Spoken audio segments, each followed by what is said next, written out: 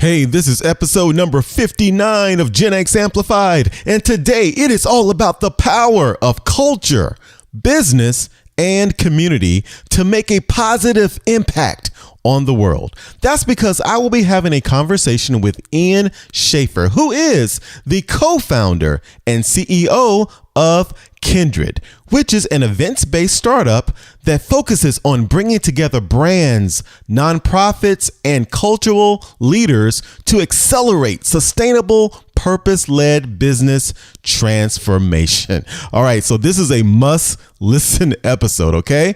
So, are you ready? Let's do it.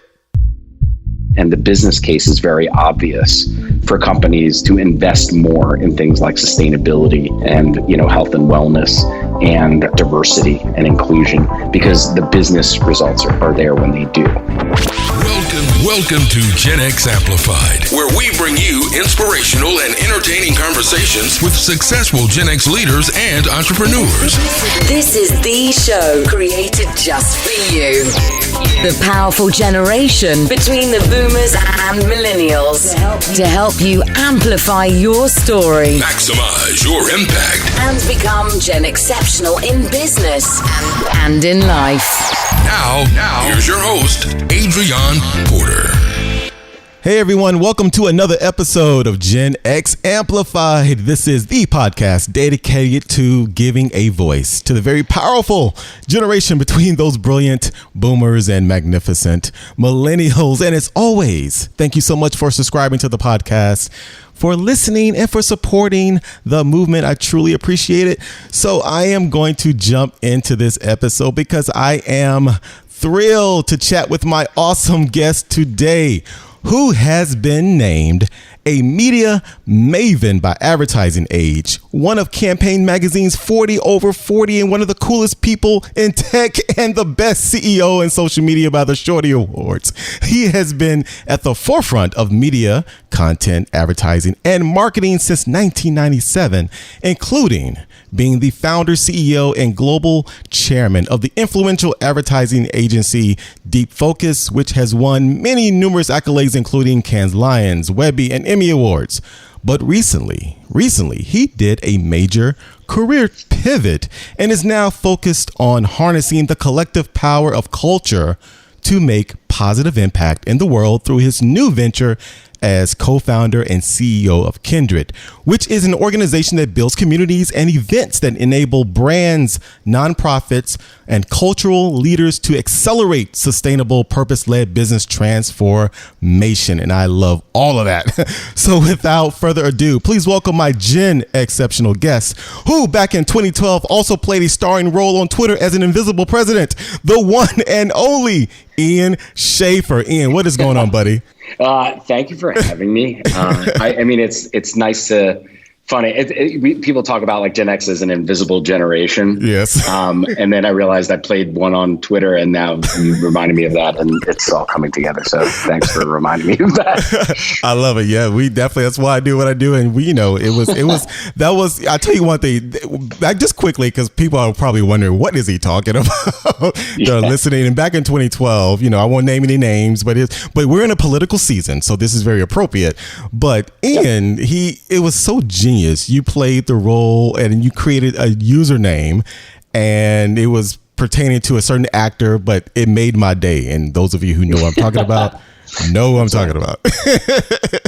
So, yeah, I mean, really, Clint Eastwood, who's back in the news because he's endorsing another candidate. But this was when he was standing on stage at the Republican convention, right, talking to a chair. Right. And I remember my wife went up to take a shower, and in between the time that she went up and the time she came down, I think I had like 15,000 Twitter followers on this new account that didn't exist before called Invisible Obama. I did like an expose with BuzzFeed, Ben Smith at BuzzFeed, who's now been in the news again, obviously, for his move over to the Times. Right, so, right. That was like that was the time when Twitter parody accounts would be discovered. Yes. And I think now they're just called trolls and bots. I tell you, and so I'm glad you just really told the story. Seriously, that was genius. And I'm a trained marketer now. I was actually watching the convention real time, and you talk about a genius move of real time engagement. you must have quickly searched to make sure that the Invisible Obama username was available. You got it, and you start creating content and interacting, and it was the genius move. And then when I finally it went viral, and when I finally found out through an article, I guess I read, that who it was, I said, you know what, I know that guy. A lot of people said that, and it was becoming too much of a secret to keep to myself anyway. Right. And people have been poking around, and I inadvertently, just as everyone else who's done this has done, sent a tweet from my that was meant for my personal account through the parody account. So yeah, I mean, I was going to be stupid enough to get discovered anyway. So eventually I just let the cat out of the bag. Man, that was genius. It was up there. I would even go beyond. I mean, I'm thinking about the Dunk in the Dark Oreo. That was that's just in time marketing. But anyway, speaking of just invisible, we're on Gen X Amplified. And first of all, Walt, thank you so much for being on, because you, as a successful leader, Gen Xer, 40-pluser like myself, and just in full disclosure, actually, I used to work with Ian back when I worked with HBO, and I believe one of the first times I worked with you was when I was working on the Cinemax brand campaign, with the Star Wars campaign, which was one of my favorite fun campaigns. And I tell you, and Sabrina, I believe, was with you at the time. Yep, that's correct. Oh my God, who went on to lead social and digital at HBO. That is correct. So it's just a pleasure to have you on. But your professional journey, and I want you to start talking about briefly your journey as a leader in marketing and digital as a business owner. But your journey is so fascinating, because a lot of what we talk about and a lot of what I do with my now pivot and purpose-driven work of helping transform mid-career malaise into mastery and combat age discrimination and really help people that are in that squeeze middle years become their best self. A lot of what I talk about, a lot of what we talk about, is the art of the pivot, going through this career transition, especially at this stage of your career. And Ian, you have done that. Not only you have done that successfully, but you're doing it with purpose-driven work. Before you talk about the stuff you're doing now, can you briefly just talk about your journey as an entrepreneur and as a professional, and what led you to now creating this new movement with Kindred? Yeah, of course. So I meant to go to graduate school. So I can start with that. Okay. So I went to college in DC and was part of a 5-year master's degree program, because I wanted to that they had to build for me, because I thought that the future would be one where media and technology would be converged. Okay. And people have been talking about convergence. I mean, if you've been in the TV industry long enough, that conversation's been happening for 50 years, 50 years. Right. And we're now seeing it obviously in full force, but that was a big conversation, and I just saw that as being inevitable, as in within the next decade inevitable. Mm-hmm. Yet there was no course for that at college, because there were no experts in that to teach it. And so I decided to create a dual degree in marketing and information systems management. I wanted to do marketing and engineering, but that was verboten because they were in two separate schools. And so needless to say, that was what I did. But I, of course, didn't even finish that. And I went to work in my first job at a startup ad agency called iTraffic. And it was that agency was founded by Scott Heiferman, who went on to found Meetup, which he sold to WeWork, which WeWork is in turn trying to sell. And that's another story. But I learned so much in that role. And I started as a media planner, a media analyst, technically, I think. And then I went right to work on the Disney account that they had there. Got it. And working on that Disney account really was interesting, because as one of the first digital media planning and buying agencies, everything was focused on the bottom of the funnel at a time when people didn't know what the funnel had to do with digital at all. Right. And so remember, this is 1997. And at that time, it's funny to think about us as in a generation or at a time when we're making career pivots. But the reality is, yes, that was 23 years ago. And I was a kid. A lot of us were kids at that point. And so, that said, we were thrust into this new world of new media, as they called it. And, I quickly realized that, yes, while the internet is great at driving visits to website, hence the name iTraffic, or sales to e-commerce, it could also be good at branding. And I think that was just people didn't think about that then. Right. But I was like, no, I actually believe, like, I was going to decide, like, I was choosing which movies I went to see, for example, by what I was reading online on blogs like Ain't It Cool News, you know, where people would go from research screenings that they'd have in like Sheboygan, Wisconsin, right? Right. Because they would hold a screening there because like no one will ever find out from somebody in Wisconsin what a movie is like or how it ends. Yes. But then all of a sudden the internet comes along, right? And like people can go right from a test screening to a review. And these films were not ready for review, but they were getting reviewed anyway. But I was using that to decide whether or not to see, say, like the new Joel Schumacher Batman film. So, which I regretfully saw. So they should never have put nipples on Batman's uniform. Joel Forever. Oh my God, Forever. Yeah. That was Batman and Robin. So Forever was right before. He started with Forever, correct? Yeah. Batman for Batman. Yes. Joel. I'm a big fan of, like, you know, Arnold Schwarzenegger one-liners that, you know, you can go too far. So I learned a ton there about that, and I actually like kind of spent a lot of time in LA, you know, convincing Disney executives to like, hey, like you can actually use the internet, use the web, you know, to put butts in seats, right. Or drive ratings. And then eventually they became to drive subscriptions to ESPN and things like that. And so eventually I got pulled away from that agency to go to work for Disney at Miramax Films. Oh, awesome. You know, and so I was at Miramax for about 4 years. I started there as a director of new media, left as VP. Okay. It was an interesting place to be for every reason. And, you know, I think, you know, we were there at the kind of the best of times and maybe the worst of times, and probably didn't realize either of those times were what they were. But I was in there for Shakespeare in Love and kind of left around Gangs in New York, and knowing that there were weird things happening at the top, you know, but not realizing just how bad they were, to be honest. There was a really effective bubble formed around Harvey when he was there. Okay. And so I just learned a lot of things. You know, I learned like empathy at work. Right. I learned, you know, how to treat other human beings and how not to treat other human beings. But I also learned how to, again, like innovate in many times in spite of budget, which is really kind of sometimes the mother of innovation. And then, you know, and how to execute and how to work across departments. And it was really where I learned to become a generalist. And so after about, you know, 4 years there in 2002, and keep in mind, like I was working downtown, September 11th happened.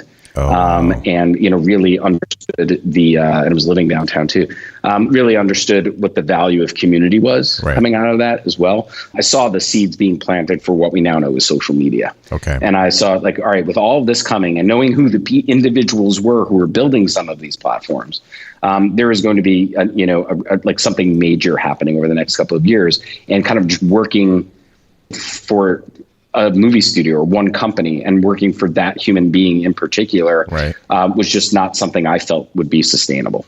And so I left, I ran and started Deep Focus, and called it Deep Focus because it was an homage to the movie industry where I'd come from. And you know, it was Deep Focus is a cinematography term where the foreground and the background of a shot are in focus at the same time, which forces you to pay attention to the things that are happening right in front of you, but also the things that are happening just out of what a normal field of vision would be. It was used to great effect in Citizen Kane, for example.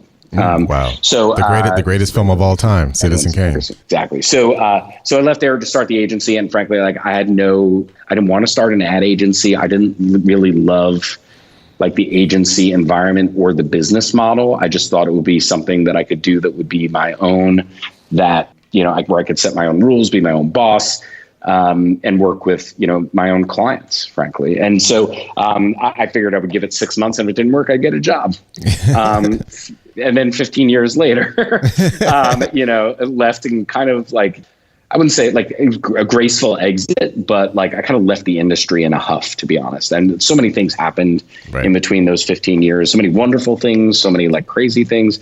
You know, I sold the agency in 2010, thankfully, you know, but continued to run it and take it global in the 7 years following that. But at the end of 17, I left because I saw the ad industry in dire straits. But I also like started feeling like if I didn't do something that I wanted to really be remembered for, I don't know like like why to continue, like why to do anything else, to be honest. And running an ad agency was kind of like this accidental thing that I found myself doing. And I just felt that, like, as successful as that was, and I'm proud of that, it was just not the legacy I wanted to leave behind, maybe from an ego perspective, but definitely also from like an impact perspective. Like, was this all I was able to do? Like, make commercials, like ads, like, I felt like I believed in myself enough to think I was capable of doing almost anything,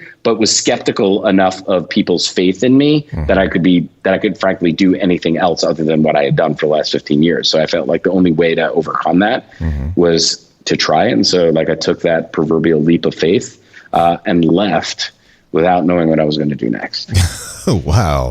Well, a lot of us do that when we reach that moment of clarity, or that moment of transformation, if you will, or inflection, more so. Yep. And just going back to your entrepreneurial journey and your leap per se. So, you worked for Miramax, you worked, which was under Disney, and Eisner was the CEO at that. That was during the Eisner years, correct? At Disney. Yes, right? correct. Okay. Yep.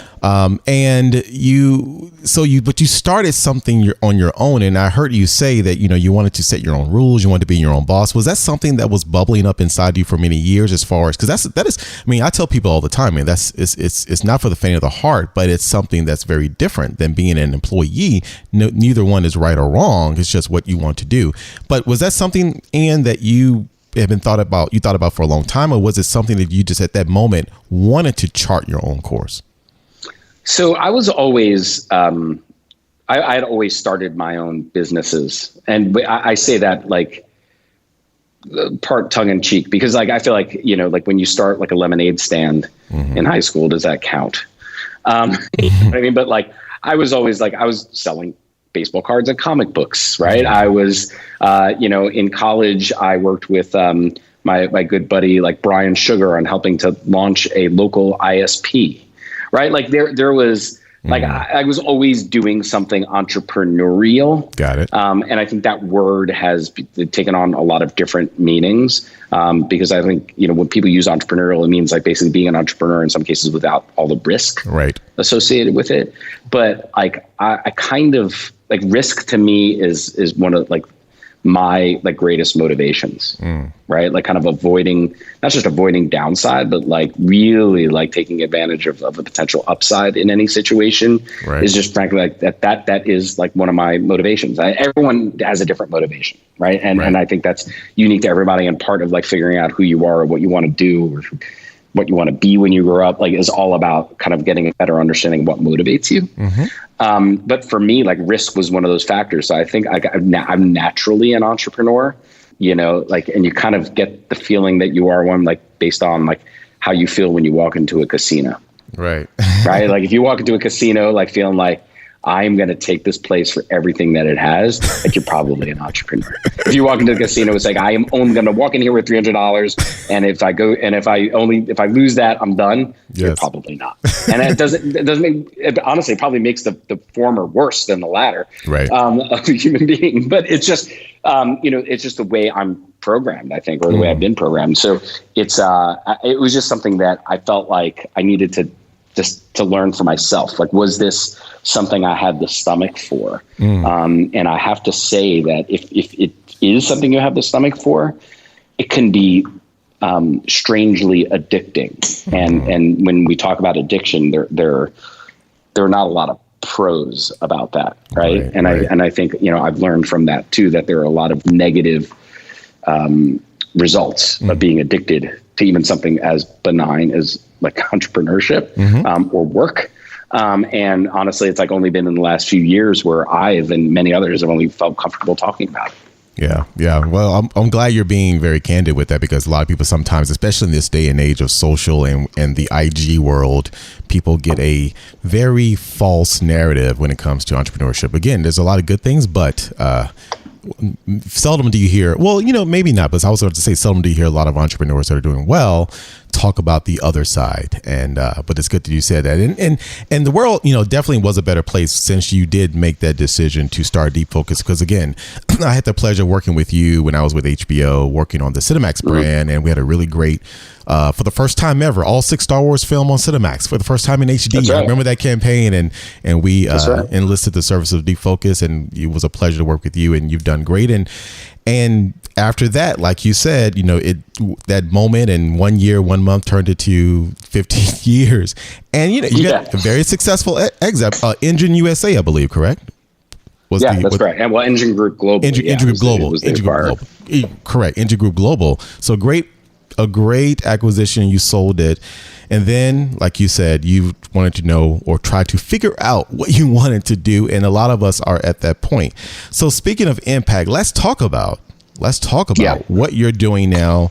And I want to commend you because you made that comment, which a lot of us do. And I totally empathize, is that you felt after years of selling widgets and creating banner ads and then social media content and, is that all there is? And again, there's nothing wrong with that. But, like me and a lot of other people, you come to a point in your life where you wanted to think more about legacy and impact and what are you here for? And it sounds like you were going through that. And here comes Kindred. So tell everyone about Kindred and how did that manifest itself?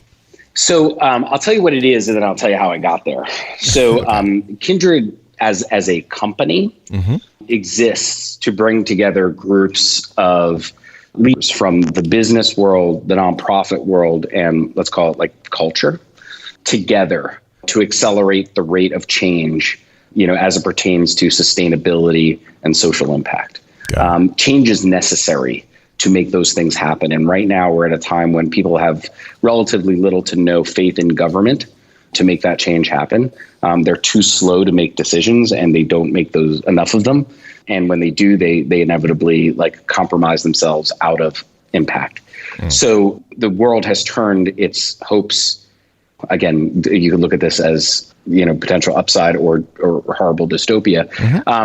They've turned their hopes to business to have a greater effect. And I think every study that you see now says that, almost no matter what the age, people expect business to be able to make a greater impact on society and the environment than governments can. So at a time when, for example, our own government, is walking away from the Paris Climate Accord, companies like Unilever, big companies like Unilever or smaller companies like Allbirds, right, are making decisions that really do, have a significant impact on the climate and decelerate in some ways the rate of climate change that's happening, which is obviously a very urgent issue. Right. But I think there are a lot of companies doing amazing things in the world of mental health and wellness. And the reason why all of this is important now, I would say more important now than it was 5 years ago even, is that companies are now moving away from just the emotional arguments for being the ones who can do this. We've talked about doing good is good for business forever, it feels like. Yes. And I think that was a spiritual notion. But now it's a very practical argument. And the business case is very obvious for companies to invest more in things like sustainability and, health and wellness and diversity and inclusion, because the business results are there when they do. Maybe that started off with some PowerPoint slides from a strategist somewhere, but now it's become, the pages in the hymnal of Wall Street, right? Which is telling people you've got to start divesting from fossil fuels. This is a really big awakening that honestly has probably happened in the last calendar year. And I'm glad we were in a position to be thinking about this and ready to take advantage of it when it happened. And I think, again, one of the traits of building a successful business is being able to see around the corner. And I think we've done a nice job with doing that to date in building what is now an event, to bring all of those leaders together to figure this stuff out. Right. So and I look at it and, if there's callbacks to earlier in my career, it's when we were talking about digital transformation, we learned the hard way that it wasn't just about hiring a chief digital officer, and it wasn't about giving the keys to the website over to the IT department. Right. This is about the CEO realizing that it is on them to transform the company inside out, as opposed to outside in, which is, when we talk about cause marketing, which I don't even like that term because it's only surface deep, is that, it's too much about telling the story instead of actually taking the action. Got it. And all this talk about storytelling, like kind of, even as people tried to turn it into like story doing, which I cringe at, it is about like actually like behaving differently. And in order to behave differently, you really do need to undergo a transformation. And I think, what companies took 10 years to learn from a digital standpoint, we don't have that time to address a lot of the issues that face us as, whether it's like a domestic society, a global society, or like our environment, or just, socioeconomic issues. All of these issues are inherently intersectional, which is something that I've learned. Right. But the fact is that if companies want to have the impact that they are capable of having, because frankly, they're not just their customers, but their employees are demanding it, then they've got to, again, get smart really quickly. And the best way for them to get smart is to talk to one another. But then you've got to get them outside of that bubble. And that's why it's important to involve the nonprofits. It's why it's important to involve the people who create culture every day, who are not, and those are not necessarily the people who are making films at Disney. They're people who are making videos on TikTok. There are people who are, uploading, doing podcasts. There are people who are, creating videos on YouTube. They're activists who realize that the best way to community organize in 2020 is to actually create content on social media, right? It's about the people who are creating content on social media realizing that, not only is it like, do they feel a responsibility to be activists about something that they care about, right, that it may also be in the best interest of their business too, to build that dimension of themselves as a brand. So like, we're going to bring all these people together. Our first, main event is Kindred 2020, which is happening September 14th to the 17th at the San Diego Convention Center, where we're going to be bringing over 2,000 people, leaders from the world of business, leaders from the nonprofit world, and leaders of culture. And, there'll be a lot of recognizable faces and names in that room. But one thing that I'm going to be very proud of when all is said and done is just really how not only diverse, but representative the rooms are going to be at this event. Because the big chip that I had on my shoulder with all of this is that, like, you go to business conferences, like it's a sea of sameness. It is, yes, it is. It is a bubble. It's like, it's safety in numbers. It is, people are reluctant to have the tough conversations, and people are talking about all the good that they want to do for the world without the people who are going to be benefiting from it in the room. Oh, yes. And I think it just leads to tone deafness, and it's what, you see happens at Davos every year coming out of it. And I just refuse to, to keep feeding that notion. In fact, I want to poke a giant hole in it, and that's what I kind of wanted to do with advertising when I started in it. And it's now what I want to do for, like, frankly, like, as many of the world's problems as I can, because I just have, like, I don't know, like, my attention span isn't big enough to focus on just one. Got it. That's a fault that I have, but, hopefully by bringing, like, enough people together, the network effect that comes out of that is in making, maybe not solving all the problems, but making them easier to solve. Right. Wow. Well, I definitely can tell, and I know by knowing you and just this conversation, the passion's there, and then when that passion's there, with enough people, transformation will happen. And you mentioned the word transformation numerous times, which is critical, which is important, because it goes beyond the visceral and the facade. It's deeper, no pun intended, but it's a focus that's there in this level, it's deeper level, and that's what's imperative in order to make change happen. Now, I'm curious, when you first announced this, and this is a big initiative, I'm assuming, and is this venture backed, or is this, because it's a new organization, correct? Yeah. So when I started Deep Focus, that was a bootstrap business. That was like, I guess technically my backing was my credit card limit. Wow. But which wasn't great at 26. But it was enough to buy a few computers, right? And maybe front like a freelancer's week. But it is, this required going big. Yes. Right away. Right. And running a bootstrap business is very different than kind of going out and doing, and going through a fundraising process. And one of the interesting things, and, to kind of talking about pulling a facade back, like I wound up incubating this idea with a venture capital firm here in New York. It was an idea that, I didn't realize like an event or kind of building a community was the solution, but I definitely knew the problem that I wanted to solve, and maybe some ways of getting it done. And so I took the idea to a VC firm here in New York. We kind of honed it a little bit, turned it into something that was eminently fundable. Right. They took that pre-seed investment and went out. But I have to say, like, going through that process, especially in the context of what we are building in particular. I mean, it's weird because like people use the word humbling in the wrong way a lot. And it's weird to say like kind of going out and raising money was humbling because it's usually the opposite. Like it's something that most people walk away from when they do and kind of feel really good about themselves that they were able to convince somebody to write them a big check. Right. I am also fully aware of the privilege that I have earned and otherwise of being able to go to somebody who is a source of money to back like what otherwise might be seen as a crazy idea. And that's, you know, and I think that's the difference between kind of like entrepreneur culture and hustle culture. Right. And it's weird. Like I have to say, like I felt bad going through like a VC process, like a funding process. I'm like, there are so many people with so many great ideas who don't get the opportunity to have these meetings. Yes.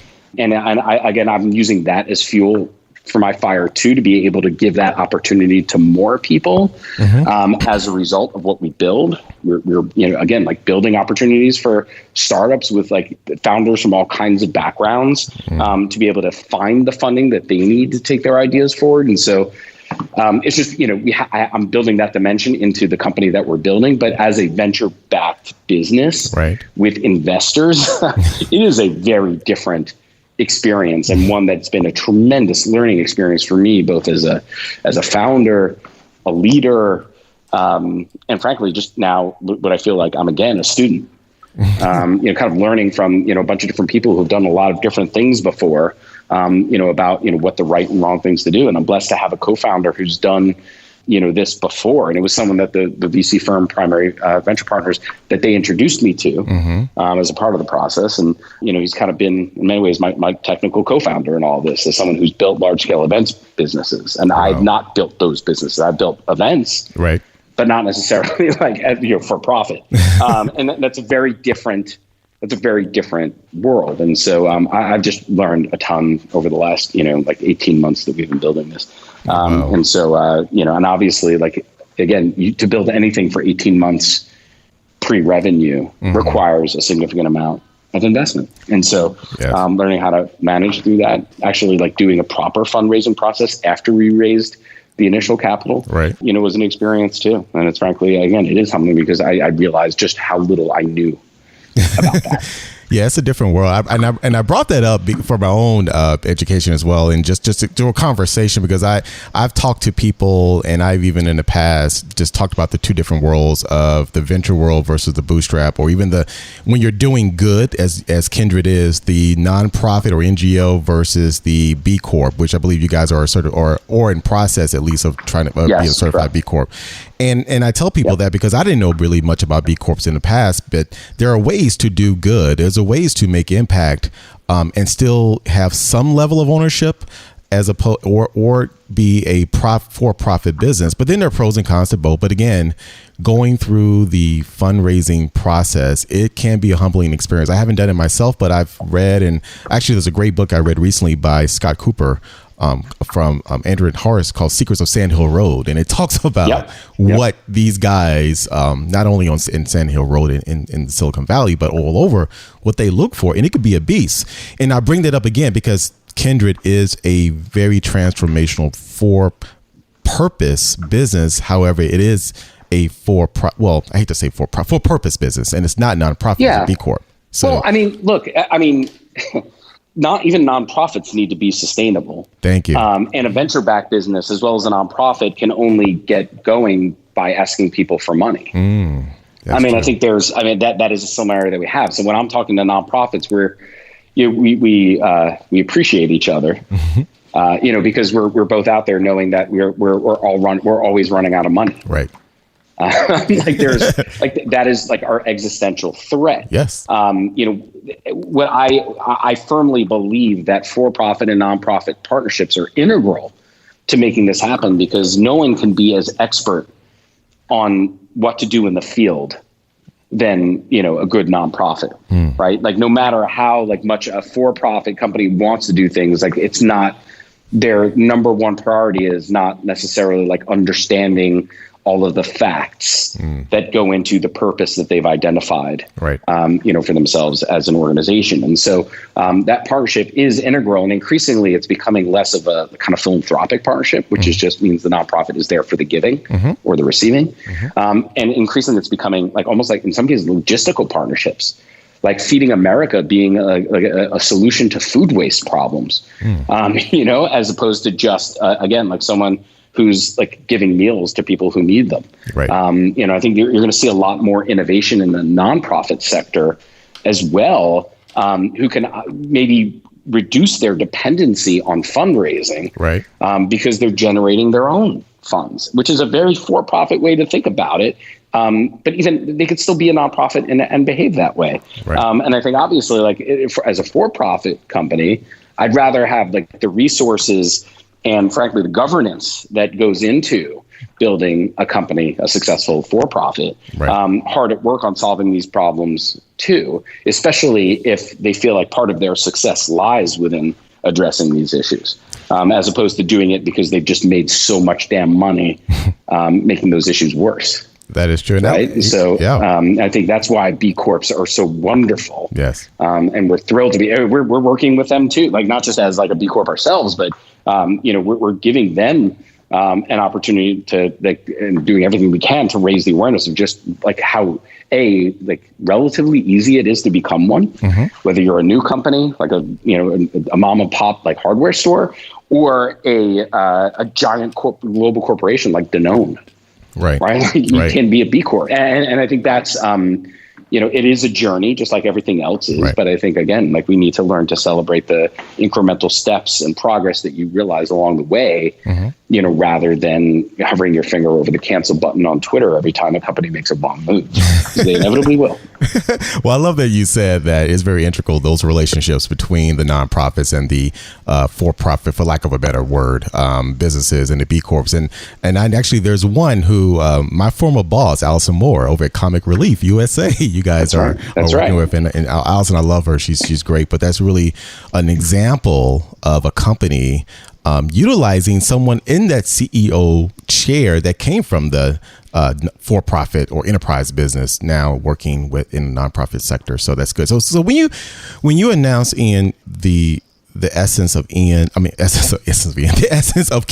that is a smell that I don't want anyone else. I love it. When you initially announced this transformational movement, this company, this venture, the events, and everything that goes in it, what was the initial response from the people you were trying to bring in, from the companies, the creators, the nonprofits? Was it an immediate everyone just blazed through the wall and said, I am in? Or was it some cajoling? Did you have to sell it hard? Like, what was the initial response? Like, take me there.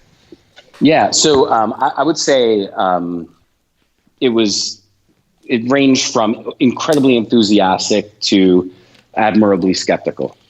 So, so the enthusiasm came like, oh my God, like this is the event that we need. This is the community that we need. This is the goal that we need to have. These are the issues that we share. This is the thing that can bring us all together. Right? Like, where have you been? Right? Like, I think that's, or like, the time is now for this. You guys are right on time. Like, that's what you want to hear. I mean, frankly, I'd like to hear you're like just before right on time. But regardless, like that's, it was incredibly positive feedback. I would say, and that positive feedback came from, the business community at large. Definitely the nonprofit community. There was some cajoling that was need to be done from the cultural community. There were people who said that you can't, like, you're not going to get influencers to come to an event. Period.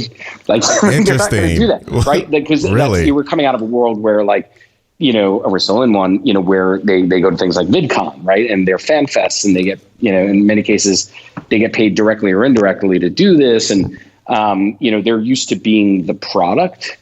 But we're looking at them as like a potential, like, part of the solution. Right. And that means like educating them that they have maybe not a responsibility, because that's a little preachy, but they have an opportunity to become like a force multiplier on something that really needs them to be one. And this is not just like a celebrity endorsement of a charity, right? This is about like actually using reach and influence for the things, for like what society needs it most for, as opposed to, again, just selling more product, which, you know, that's all well and good, and it creates an economy and people benefit from it, and that's great. But like, it's an and thing, and I don't think this is no longer an or thing. Like doing good and running a great business like needs to be an and thing now, as Mark Benioff talks about in his latest book. So, you know, that's critically important. Where I got some of like kind of and I'm very respectful of it, like some skepticism. Okay. It is from the corporate social responsibility community, which is, you know, basically saying that I would say like half of them were like, yes, we need this. And I would say half of them were like, well, what are you really saying here? Right? Like, are you saying that like our roles are becoming less relevant? We've been saying a lot of this stuff for years. It's just like, you know, it's just fallen on deaf ears. And, you know, why is this event, why is the group of people you're bringing together any different from what we've been trying to do, you know, for the last decade or so? And in some ways they're right. But I think we're bringing, again, like resources and gravitas, you know, to something that deserves its time to shine, but in a way that makes people uncomfortable, because friction is what moves things forward. Like if there was no friction, if everything were easy, we'd probably just be running just in place, right? You need something to propel you. And I think the world of corporate social responsibility needs that wake up call. And it's not because they've been lying dormant. They've actually been loud, but I think it's the people who employ them who've kind of put them in a box that's been primarily philanthropic, and less about action and less about actual leadership and management, and more about, you know, in some cases, looks, right? Like, oh, great. Like we need to solve our diversity issue. Like, here's our chief diversity officer. I know. Right. Meet this, you know, young person of color, right? Like that's just a kind of a plug and play solution that is more plug and play than solution. So it's like these kinds of conversations need to be had. And my point is that they're not going to be had by the same people. In fact, they're going to be heard by different people who have in some ways a greater impact on the company's decision-making process and how those organizations are built, you know, than the historic conversations around, you know, what is the role of corporate social responsibility inside of an organization. I guess we'll have those two, but they'll be really all optimized for action. You know, and again, like having the press cover the things that are said there and the news that is made there, you know, ensuring that, again, like that culture is along for the ride, so that, you know, companies who are there can feel that tension in the room. Like they need to feel that, you know, again, the customers, whether they're active customers or like latent customers, you know, that they're a potential check and balance on their behaviors. And I think that's just, you know, that's how things really are. But actually by putting them in the same room and all together, and including, you know, again, the CSR person with the CMO, with the CFO, you know, with the head of HR, which they may be in the same room longer at Kindred 2020 than they are in their headquarters.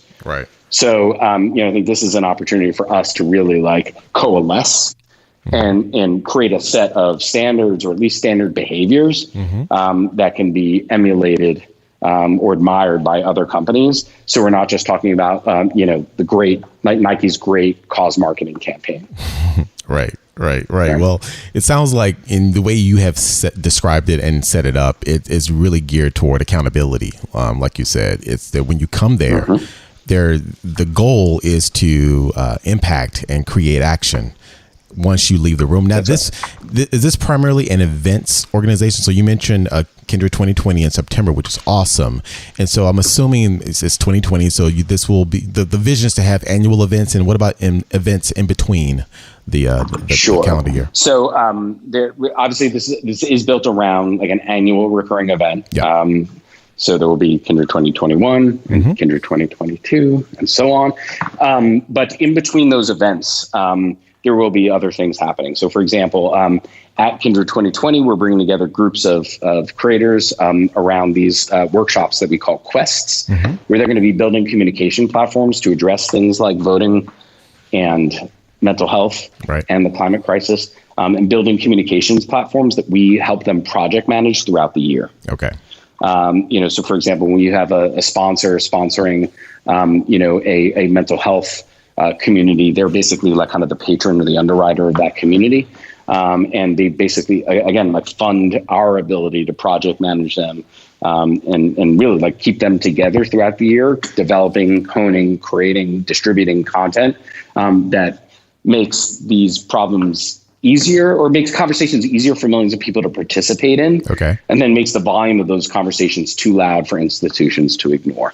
And I think, again, like that steady stream of content will be happening from each of these communities throughout the year. And I want that to be one of the legacies that we do leave coming out of each annual event is again, that steady communication flow, that ease at which we can make these problems, again, or at least the increasingly easiness of solving some of these problems, or at least mitigating the difficulty in addressing them. On top of that, it's very likely that you'll see, things from us that, again, help people get better at their jobs. Got it. As they integrate things like sustainability and purpose into their daily routines.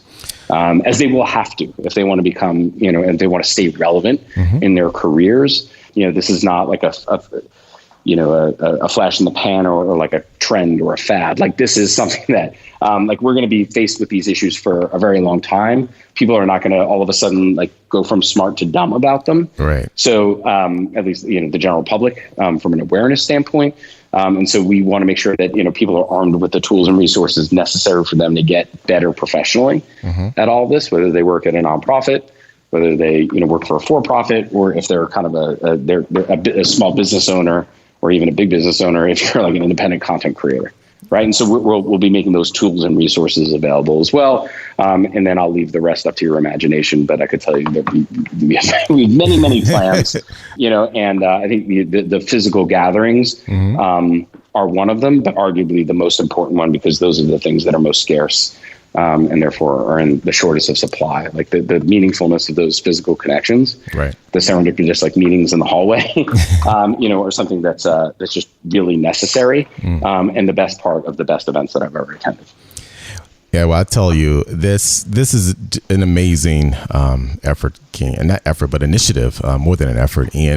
And when I first saw the news release of you making the pivot and creating this company with your partners, it was music to my ears, because with me, like when we talk about, as Gen-Xers, and for me personally, me going through my pivot, like I've made it my mission now, like literally my life's work is to be a champion for people 40 plus, and to help transform mid-career, midlife malaise into mastery, and to combat ageism. Like that is, I'm going from 20 years as a marketer working for these big companies, and I still do marketing, but honestly, me as a 48-year-old now, this is what gets me up at night and keeps me up at night and wakes me up in the morning.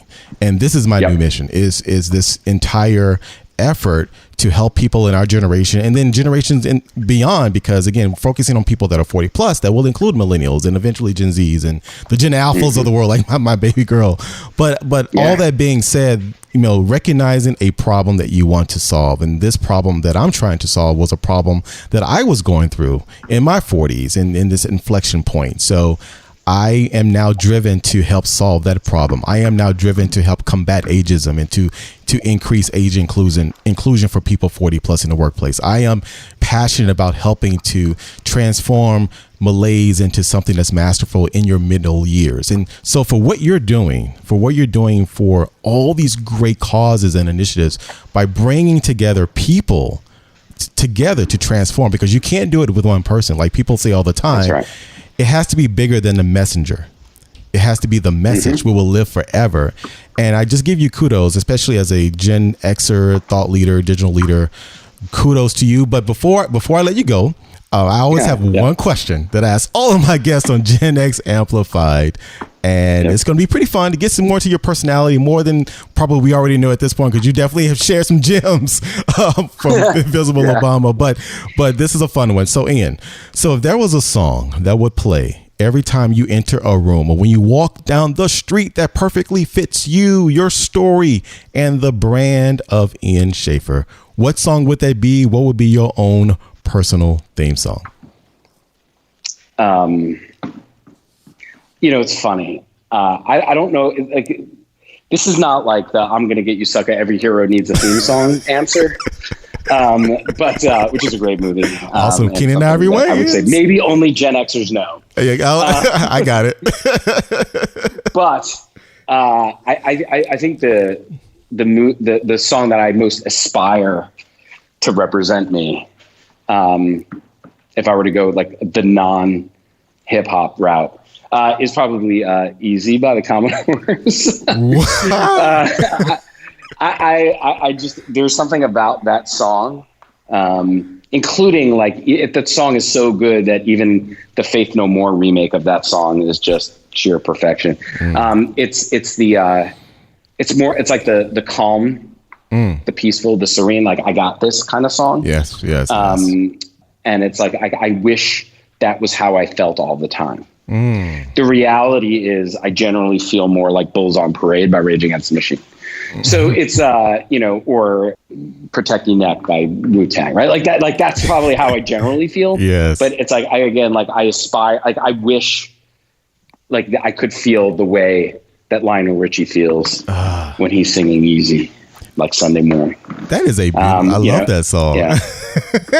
That's a great. It is easy like Sunday morning. I promise. When I hope so, anyone who's listening to this like goes to Spotify and like plays that track and just like literally closes your eye. Like there is, you could sense an edge in Lionel Richie's voice, yes, which is probably is most literal when he does the "ooh" in that song.